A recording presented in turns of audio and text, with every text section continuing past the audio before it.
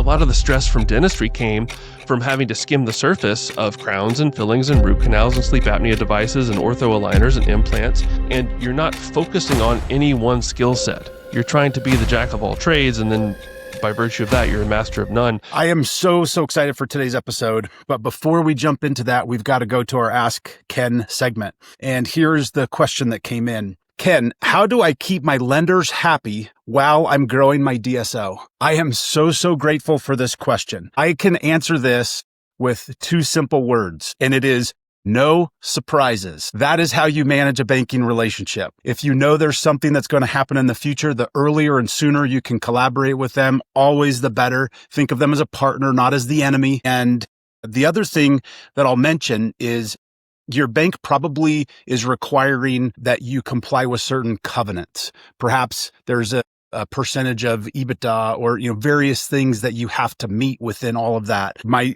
number one thing besides no surprises is watch your covenants every month. They're almost more important than getting your financial statements to see where are you at with the covenants? Are you coming close to possibly tripping them? Any of those types of things. It needs to be a part of the regular conversation that you're having inside the organization to make sure that you comply. And I love the fact that you were thinking about this to the degree that you're wanting to be proactive, because that's another way that you definitely can build a relationship with the bank that will be successful over time. All right. So with that, I am going to introduce our guest for today. This is Alex Sharp. Alex, I'm just going to give it to you and give us a quick breakdown, and then we will jump into the truth that you want to talk about. Yeah, and I wish I had your podcast 5 years ago to learn how to not run afoul of lenders. And in that time since then, I've had to learn about FCCR and debt to EBITDA ratios. And so, yeah, it's good. That was a very astute question from your listener, just to stay in the good graces.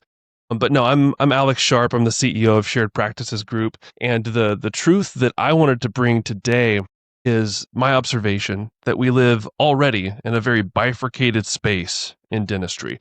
And what I mean by that is, whether we realize it or not, we've seen this divergence of different styles of doing dentistry, where on the one hand, in one corner, you have kind of the Amazon style of dentistry, where you're trying to be all things to all people, high volume, doing everything you possibly can under the sun for everyone who walks through the door, and doing it while on the hamster wheel on roller skates. Or you can say, you know what, I'm going to slow down, I'm going to narrow my focus, and through that more narrow aperture, I'm able to go more deeply and have a more resonant impact with each patient that I see. And so I think a lot of us come up in dentistry, graduate from dental school, you get a job, you get your stripes, and you learn that, okay, I am incentivized to do the former model, the Amazon type model, where anyone who walks through the door, I need to find a way to deliver as much value, sometimes by being very, very broad, but then not staying pretty superficial in what we're able to provide. And I think that's what leads to a lot of the burnout, frankly, in the dental world, because it's a high stress environment. People are doing microsurgeries on people's faces all day long.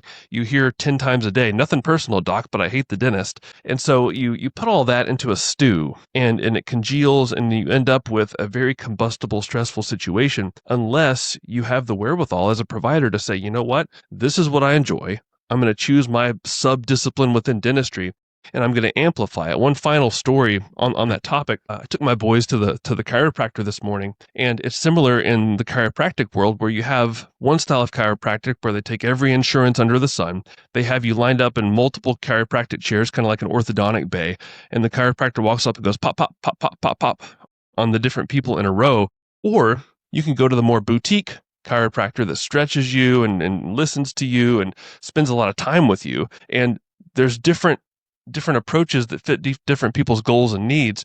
But I think as a provider, you have to first be in keeping with whatever's important to you and what your goals are, rather than trying to be all things to all people. Interesting. So there's a general business concept that I know that you know. I'm just going to throw it out there. It's influenced a lot of what I've done throughout my career, and even like what I'm doing now. And it's to niche down, which is that's kind of along the topic that you're talking about, is because then what happens is when you niche down, and it's really interesting. I met with a prospect yesterday. And again, this podcast isn't about me, but I just want to make the point that I met with them and they looked at what we were doing and they're like, nobody else actually does this in the entire dental industry. And like, you've really built yourself a niche. And I'm not sure that anyone could have paid me a higher compliment other than I'm a good father and a good spouse. I'm not sure anybody could have paid me a better compliment. How do you react to that? Well, I think you're right, because what you're doing, and having listened to your episodes thus far, you're shining a light on stuff that doesn't get its due. And usually when you're talking about someone, for example, that operates only on a cash basis and then only too late finds out that, hey, accrual accounting is a more accurate representation of the way things work, like you've identified a very core, key, high leverage opportunity for a lot of listeners. And so I think that's very valuable, number one. And number two, yeah, you want to play games where you're not actually competing with anyone. You want to be non-consensus and right. If you're plotting out consensus, non-consensus, right, wrong on a 2x2 matrix, you want to play a game where you're right, but also non-consensus, because that's where the opportunity is. And so for your offering that you're doing, obviously that's striking a chord. And then what I like to think about is, in my role, how do I create an opportunity for dentists that amplifies what can be done within that quadrant of the 2x2 matrix, what's non-consensus in dentistry, but also just categorically correct. And in my mind, that means, okay, what do dentists need that didn't exist prior to SPG? And so that's the problem that I'm trying to solve for all the providers that choose to join with us, is they want to be able to narrow that focus. They want to niche down themselves. So like, I have to niche down in order to empower the dentists to be able to niche down, which then empowers the patients. If we're thinking about like concentric circles in a target, like in a bullseye, then if I do it right and the dentists do it right, then the patients, by virtue of that, derive a lot of the spoils of having built the platform the right way to serve the patients that have, I would say, the most extreme dental needs, and therefore can benefit the most transformationally from what we provide. That's so well articulated. So well articulated. That's amazing. So can we dig a little bit deeper about like how do you think about this then? And because it sounds like you're thinking about the world from the perspective of your customers are doctors, and you're trying to create a very niched environment that will allow them to go down this lane and become so good at it that they become one of the best in just that discipline, so to speak. Well, what's really interesting about dentistry in the past, call it 10, 15 years, is that technology has become the great equalizer. And we were talking before we hit record about the phenomenon that is podcasting and how interesting of a model that is. Yeah. And that's kind of our ethos is at Shared Practices Group. We spawned from a podcast. We spawned from there being a network of people that were yearning for a way to have a platform together, to work together in a bigger, broader way. And hence, a Shared Practices Group was born. And I think when you think about first principles, you want to figure out, where are the people that need the biggest transformations in dentistry? And it's usually these people that are either edentulous or they are dentally disenfranchised, is what we call them, where they either don't have geographic access to care, or I would also argue intellectual access to care, because we get people every day that think about, okay, my teeth are gone, or they're going, they're infected, they're bombed out. All I can do is have my grandpa's dentures, plunked in a glass of water on the bedside table every evening, when in reality, there's so many other options. And so when you think about that as being the North Star for us, that's the problem that we want to solve. We want to democratize the fixed arch to as many people as possible. A lot of doctors really respond to that clarion call very well, because technology, just like technology has democratized the podcast, technology has made available this type of care for the providers to be able to get excellent at. There's so many residencies now. There's continuing education continuums. There's internal training. And the cadaver courses as well, right? Yeah. There are a lot of these cadaver courses that are coming out that really help doctors kind of skill up and get confidence around the procedure. Right? So amazing. And I think that if we disambiguate the type of procedure from the perception around the procedure, this is where the consensus, non-consensus thing comes into play. Because if you have procedures that are traditionally done in certain types of situations by certain types of providers, that's where there's the consensus element. But then with the new technology, with the new skills and the new modalities, we're able to offer just as high a quality of product through our dentists that only want to narrow their aperture and get really excellent at this type of care. And so I think there's wisdom in niching down, because you're able to go very, very deep and very, very narrow and get excellent at what you do. And I think that's, as a provider myself, a lot of the stress from dentistry came from having to skim the surface of crowns and fillings and root canals and sleep apnea devices and ortho aligners and implants. And you're not focusing on any one skill set. You're trying to be the jack of all trades, and then by virtue of that, you're a master of none. And so what happens if you try to be the master of your domain? What happens when you try to perpetually reach that asymptote of mastery that we're all seeking to hit? And that's the question that we try to answer every day. Yeah, that's fascinating. I love the perspective. I love the angle of it. So as you were just talking, I was thinking about, if somebody said, I just want to be a general dentist. I like messing with lots of different modalities throughout the day. Those sorts of things, that in essence could be its own version of niching down, so to speak, right? Because there are some patients that will really appreciate, hey, I can go here and they're going to take care of almost any of my problems, and maybe except for a fixed arch or, maybe some other specialties, oral surgery, or, other things like that. You're right. I think the breadth of that type of offering is in itself a niche, ironically. And I think that there are probably the majority of dentists still probably find themselves really drawn to that type of practice, because no 2 days are the same. There's a lot of variability, which makes it interesting and fun. And some people like the constant, Tetris game of trying to make your schedule work between doing hygiene checks and fillings and crowns and everything else. But I would also argue that there's a solution to every problem, and a lot of dentists really find themselves sort of spread thin by doing that all day every day. But a lot of them love it. A lot of them love the spice of life and the variability. But I think that there's more and more practices, like Invisalign only practices opening up. There's crown only practices opening up. There's hygiene only practices opening up. And so I think that there's going to be some interesting competitive dynamics that come out in the next couple of years, because you think about the market pressures. You think about the insurance reimbursement rates staying stagnant at best, sometimes shrinking. You think about the cost of your team members at your practices. Those aren't going down. You think about the cost of supplies and labs and everything else that comes into the P&L each and every month. And something's got to give at some point, because you can only be so efficient doing general dentistry at PPO fees, and there's still plenty of people that make it work. I think that's a very solid business model for now. For how long, I don't know. And that's why I think it's worth it to explore. If I were to niche down, if I were to lay down the gauntlet and say, this is what I want to do, or if I'm going to build a company around a hypothesis, what might that hypothesis be that's going to look even better 5, 10, 15 years from now, if we assume that wages continue to increase, costs of producing dentistry continue to increase? What might that optimal business plan look like? And you also have to keep in mind, what's the pot of gold at the end of the rainbow for my patients, where I can over-deliver relative to their expectations, because that's what makes the world go round, ultimately. That's right. And that's what keeps those patients coming back. Because at the end of the day, we always have this inherent cost of attracting the right type of people that will fit within our niche, right? And like in the full arch, that can be very, very expensive, or it can be not nearly as expensive, depending on how you go to market and how you organize those things. But this whole cost structure around it, you've got a great point there. And from my perspective, tell me if you think I'm wrong, I think, again, those who niche will ultimately win the day. Yeah, I can't remember if it was this book. You've probably read this one because you're a Ben Hardy, Dan Sullivan guy.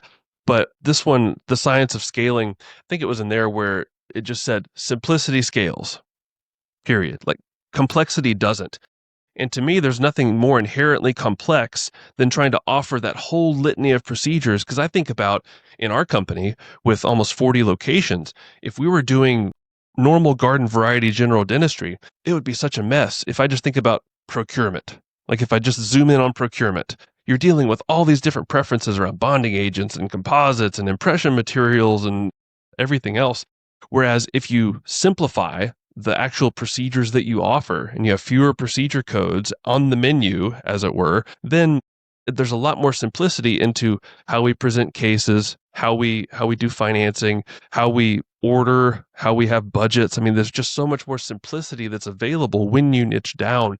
And I would also argue that if you were to do a side by side of the patient perception of the quality of the experience, you're able to also control for that experience much more. Because at the end of the day, we're out here to create 5-star Google reviews. In our company, it's all about that raving fan service where we over deliver relative to patient expectations. And I found that it was hard to do that in the general dentistry context when you're trying to do something that's a rather specialized procedure, whether that's taking out third molars or doing implants or anything that's, or like a molar root canal. If it's something that's uncommon in that setting, then it's going to take longer. Even the case presentation has more friction because the team isn't as accustomed to being able to offer that service.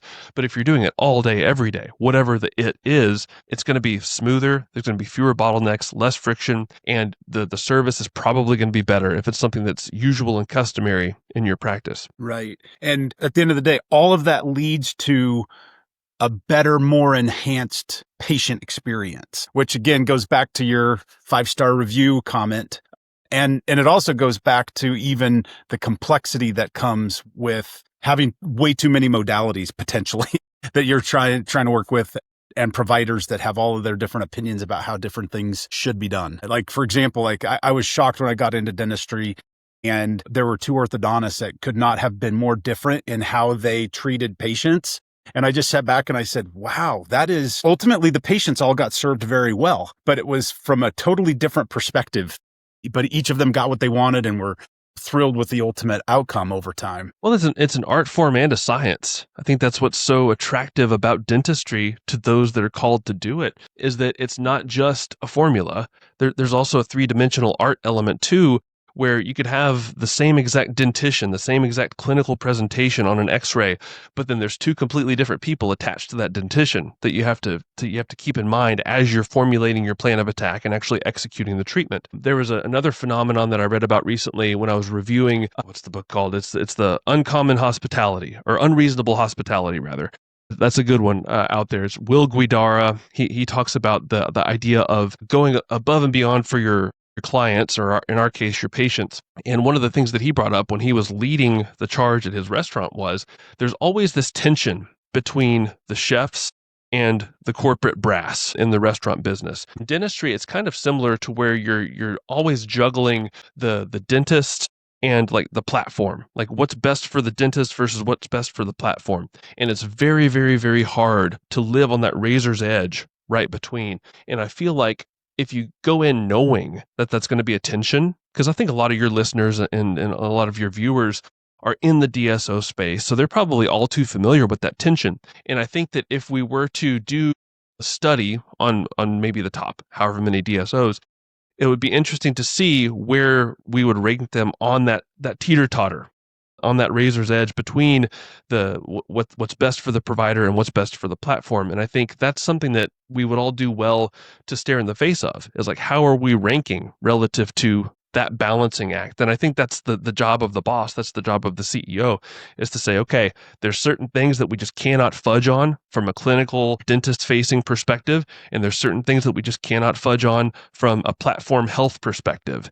And so I think before you can optimize for overall success, you have to understand what are the different buckets that I'm trying to protect. And I think in dentistry, those are the 2 buckets. That's right. And I like to say it this way. When you have sort of a corporate structure, and then obviously you have the whole clinical structure, you really have 2 businesses you're running, yet they need to be very accretive to each other. Big time. Meaning if the DSO side and structure isn't really helping and bringing the support that the doctors need and that they were promised by, hey, we've got this corporate side over here and it's going to solve all these problems while you guys go and solve all the clinical problems and so on, and back and forth. But I've always just referred to it as there's 2 business models, and to the degree you can keep them from competing with each other, but rather being accretive to each other and building and growing, that's when you get, that's the special place where the DSO starts to get traction, right? And that's where they're starting to attract all the right providers. They're starting to attract all the right types of patients and everything that goes with it. Yeah, interested in your thoughts on that. Well, it's all about alignment of incentives, right? Because if you set things up the right way,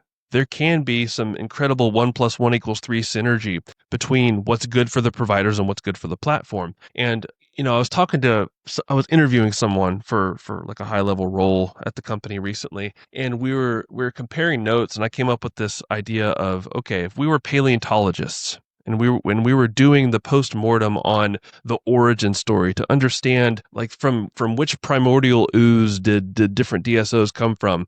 Were they founded by marketers? Were they founded by sales or operations people, or were they founded by dentists? If you went back and looked at our fossil record at SPG, you could see that very clearly we were founded by dentists because we over-indexed, if you can over-index on it, but we over-indexed on the clinical side, on everything dentist facing, because number one, we're conversant in that's our language. And then number two, like, okay, clinical quality, making sure that we have everything we need to do the procedures. And then what happens? Inevitably, there's opportunities, we'll say, in other parts of the company that we didn't come in speaking the language in as proficiently. And then you're going to say other companies, like, what do I need financial statements for? I'm taking care exactly, of it, right? Yeah, like, we're just gonna do, we're gonna do great treatment, and then it'll take care of itself. Easy done.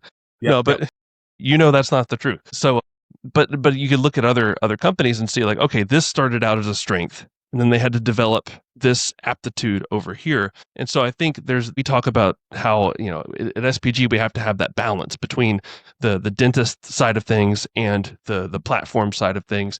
And I think it's helpful to know, where did you start? Where did you start as a strength? And for us, obviously, it was the dental side. And then for other companies, it may have been a different area of strength. But I do think that in our world, it's hard to go wrong over-indexing on the experience that the dentist has in the company, the ability to find ways to align incentives financially, lifestyle wise, or otherwise, with the health of the platform. And I think again, that's an imprecise science, and we've made strides to make that even better. But I think that's something that all multi-site healthcare needs to bear in mind, because the demand for multi-site healthcare is not going away. In previous episodes, you and your guests have talked about the rising costs of education and dentistry specifically, and that's across the board, whether we're talking about veterinarians or chiropractors or anybody. So there's going to be market pressure to provide places for those healthcare professionals to have amazing careers if they don't want to go hang a shingle and do their own thing like they might have wanted to do 50 years ago. So the onus is on the platforms to over-deliver for the providers, just as the providers want to over-deliver for the patients. Yeah, that's really, really well said.